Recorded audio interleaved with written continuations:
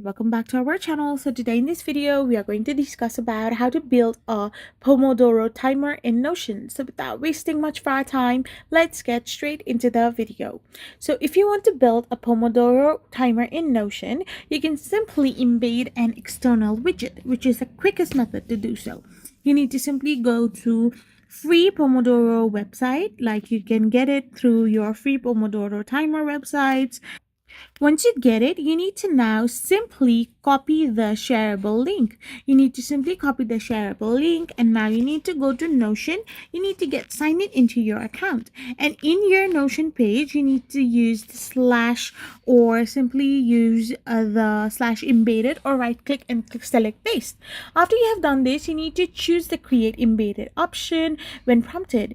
Now adjust the widget size and position as needed. After you have done this, you will be able to build a Pomodoro timer in your Notion.